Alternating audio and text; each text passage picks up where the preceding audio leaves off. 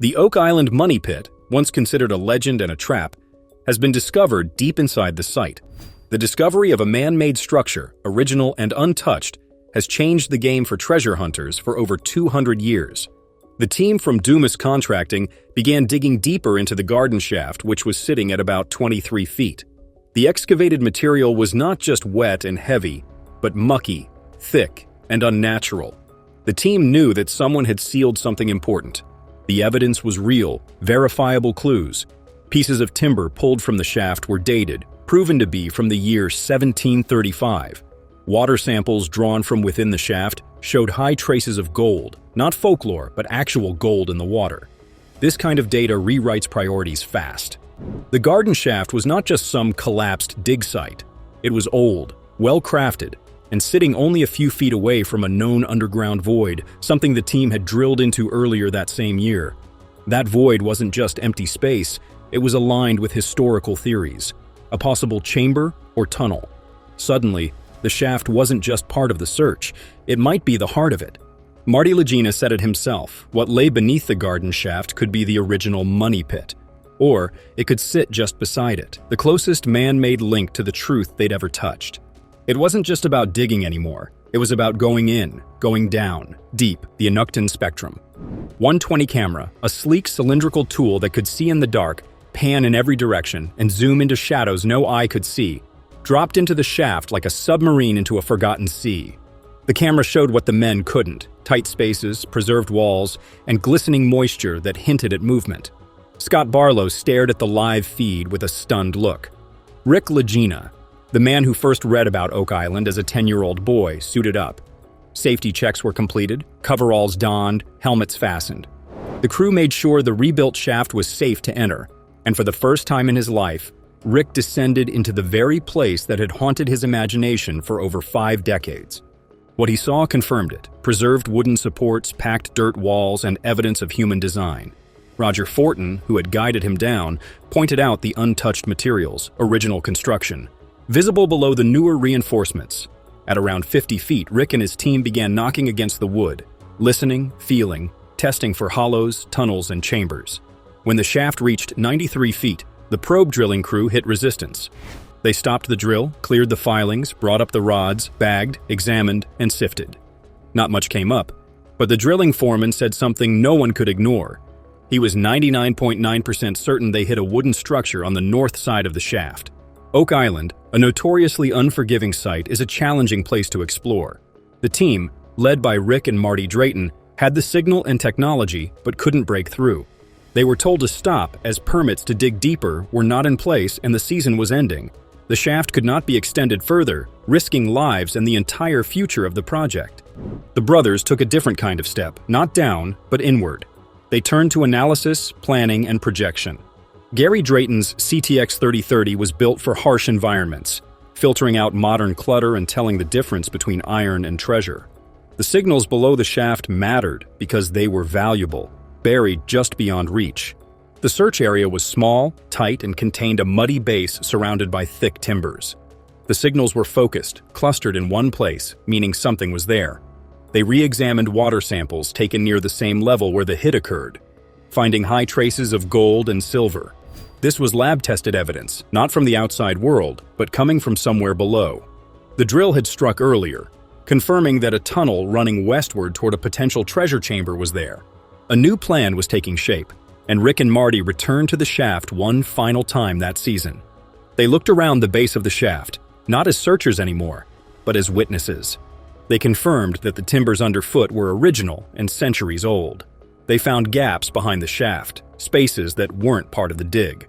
The answer had to be close, and Gary Drayton descended once more into the garden shaft, this time with the entire team watching. Gary's detector swept slowly, carefully, and the unit beeped again. A non-ferrous hit was found, metallic, stable, solid, and could be gold or silver. However, there was no way to dig safely. The emotion in the shaft was thick, and Gary stood with Rick and Marty, surrounded by packed mud and century-old beams, with the detector humming quietly in his hand.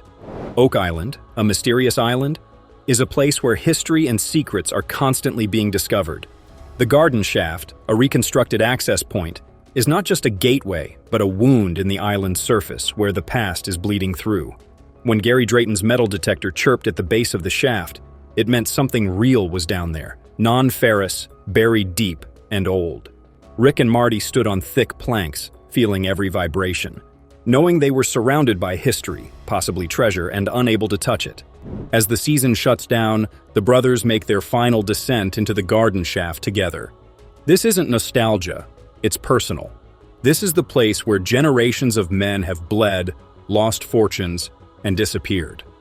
Now the Lagenas are staring into the same darkness those before them had faced with better tools, but the same hunger. The structure beneath their boots tells a silent story. The timbers weren't random. They were arranged with intention, and this wasn't a collapse, it was a construction.